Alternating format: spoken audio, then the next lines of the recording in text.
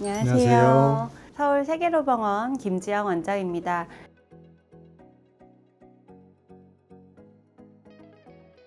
퇴행성 관절염이 심해질 때 이제 흔하게 알려진 인공관절을 고민하게 되는데요. 사실 중기 퇴행성 관절염에서는 자기 관절을 최대한 보존하면서 통증을 줄일 수 있는 절골술이라는 방법이 있습니다. 오늘은 이 절골술이 정확히 어떤 수술이고 어떤 환자에게 필요한지 그리고 어떤 효과가 있는지 서울 세계로병원 정재원 원장님과 함께 자세히 알아보겠습니다. 안녕하세요, 원장님. 안녕하세요. 네. 정재원 원장입니다.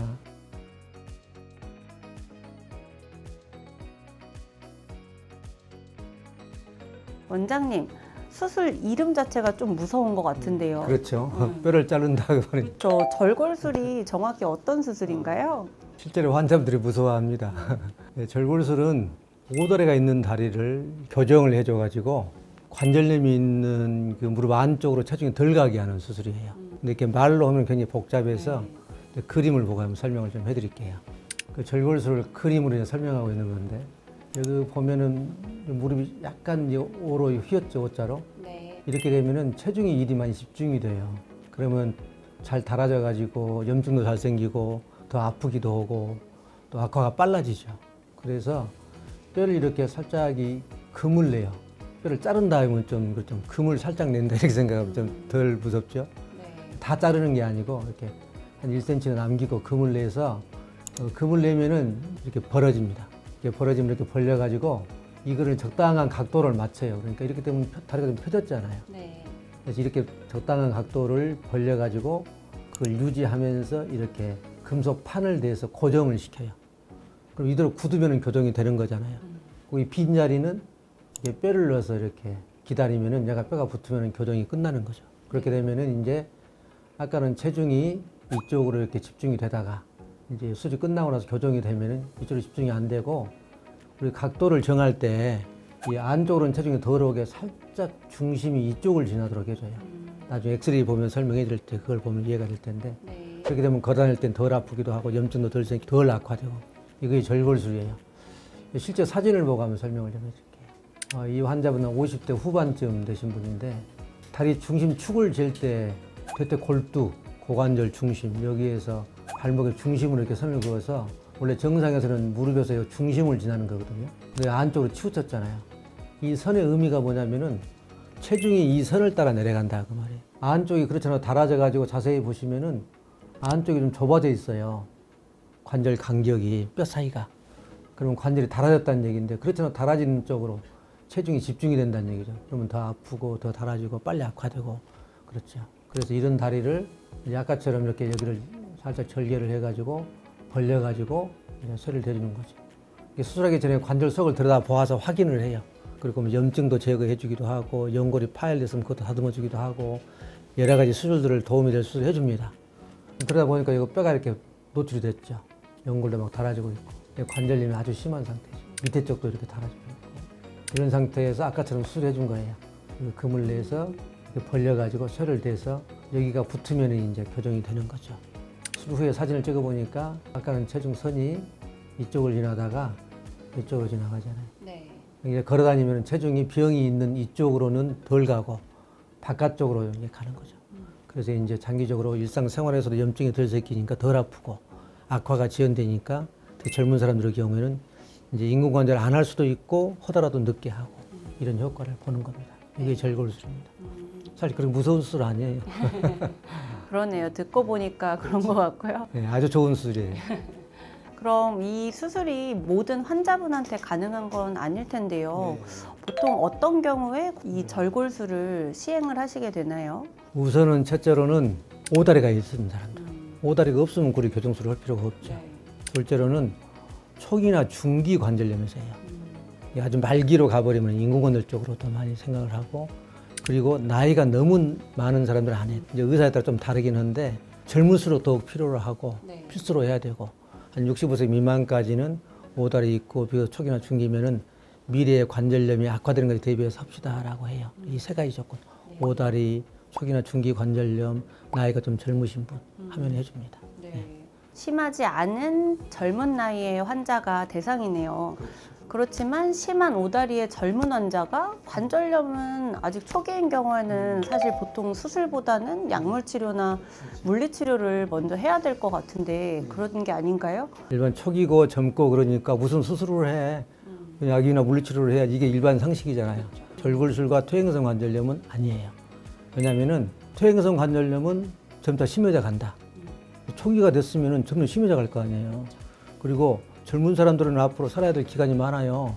그래서 상당히 심해지니까 미리서 대비해야 될 거 아니에요. 그래서 이 절골술은 향후에 악화되지 않기 위해서 하는 수술이에요. 그렇기 때문에 이건 초기, 중기 거치면서 물리치료하고 있으면 더 악화돼 버려요. 아까 그 사진을 보셨지만은 그렇게 수술을 해 놓으면은 악화가 지연된다고 볼 수 있죠. 그러니까 초기 단계에 머무르게 할 수 있는 거예요. 근데 그거를 물리치료하고 약 먹고 치료한다 해가지고 중기로 만들어서 수술한다 할지 중기를 말기로 만들어가지고 덜 다르게 만든다는 것은 안 맞잖아요. 네. 절골술에서만큼은 오다리가 있는 젊은 사람이 관절염이 있다고 진단을 받았다. 그럼 필수로 해야 된다. 절골술. 이렇게 생각하는 게 좋아요. 네, 그렇군요. 상식하고 좀 다르죠? 네, 그러네요. 절골술은 그렇습니다. 네. 말씀하신 대로 가능하면 빨리 수술을 하는 게 오히려 관절염이 심해지는 것을 막을 수가 있는 거군요. 실제 그럼 이 절골술 수술 사례를 좀 볼 수 있을까요? 아까 그 사진 엑스레이 보여드렸는데 좀 몇 개 더 보여드릴게요. 이분은 이게 사진을 보면 이게 40대예요. 40대. 관절염이 심한 정도를 관절 간격이 얼마나 좁아졌냐 가지고 본 거거든요. 이게 꽤 많이 좁아진 거예요. 네. 이게 40대 치고는 굉장히 심한 거죠. 오셔서 보니까 축이 거의 안쪽으로 완전히 치우쳤잖아요. 이런 사람들이 바로 40대에 관절염이 꽤 심해, 초기도 아니고 한 중기도 넘었어요. 중기 이렇게 해서 왔단 말이에요. 오다리가 심하게 왔단 말이에요. 이게 절골술 아주 전형적인 대상이 되는 것이죠. 다행히 우리 환자분이 설명을 잘 이해하셔가지고 40대인데도 불구하고 수술을 하셨어요. 아까 같은 그 수술을 했습니다. 그래서 보니까 이 선이 중앙보다 약간 바깥쪽으로 갔잖아요. 좋은 각도거든요. 그래서 이제 이렇게 해놓아서 이제 잘 나와서 일상생활에서도 통증이 덜하고 나중에 이제 장기적으로 보면은 이제 관절염도 훨씬 덜 심해지고 그럴 거예요. 이분은 60세인데 이쪽도 좀 오다리가 있죠. 이렇게 보면 오다리 심하죠. 그리고 이쪽도 있고 그런데 이쪽은 조금 더 심해요. 그래서 이쪽은 절골술 대신에 좀 나이가 좀 있으신 분들, 너무 심한 사람들은 이렇게 반쪽 하는 인관을 해줘요. 네, 이걸 이제 오늘 주제하고는 다른 건데 이렇게도 해줄 수 있다는 걸 이제 보여드리려고 반치환술이라고 그래요. 이렇게 해주고 이쪽은 절골술 해줬어요. 그래서 여기서 선을 쭉 그서 보면은 체중이 이쪽으로 아까 같은 효과를 내서 이렇게 되면 일단 이쪽은 이제 인공을 했으니까 그대로 잘 쓰고 요거는 붓고 나서 다니면 아까 같은 그런 효과 체중이 안쪽으로 집중이 되다가 바깥쪽으로 이동이 돼서 안쪽으로 체중이 덜 내려와서 이제 염증도 덜 생기고 덜 아픈 그런 효과가 나죠. 이외에도 많이 있습니다만 상당히 대표적인 사례라고 볼 수 있습니다. 네, 사실 퇴행성 관절염은 진행이 되고 결국 연골은 재생이 안 된다고 알려져 있는데 설명해 주신 것처럼 이 축만 바꿔주는 것으로 과연 효과를 볼 수가 있나요? 일반 사람들이 퇴행성 관절염에서 연골은 재생이 안 된다라고 하는데 또 줄기세포를 이용한 연골 재생술도 많이 있잖아요. 그리고 연골을 재생해주면 되지 않느냐. 그런데 이제 오다리가 있으면서 관절염이 있는 사람들은 만약에 이제 절골술이 없이 연골 재생을 해줬다고 생각해 봅시다. 그러면 생각이 어떨 것 같아요? 계속 진행되겠죠? 그러겠죠.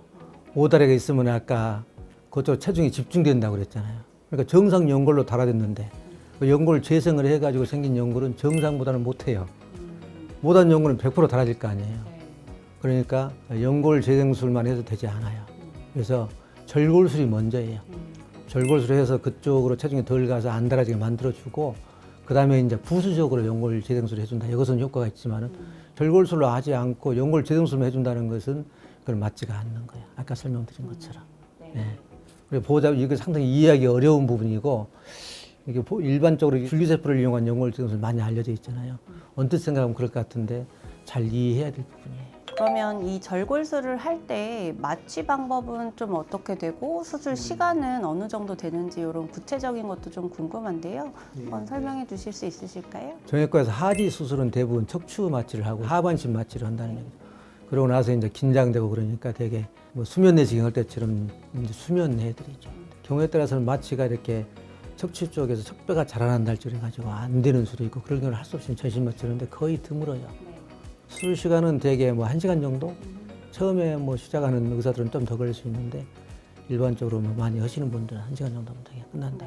수술 후에 그러면 회복 기간은 보통 어느 정도 되나요? 뭐 완전히 낫는 기간 얘기를 하면은 그러니까 그 뼈를 이렇게 벌려가지고 붙어야 된다고 그랬잖아요. 붙는 기간을 되게 사람마다 다르긴 하는데 2 내지 4개월 돼요.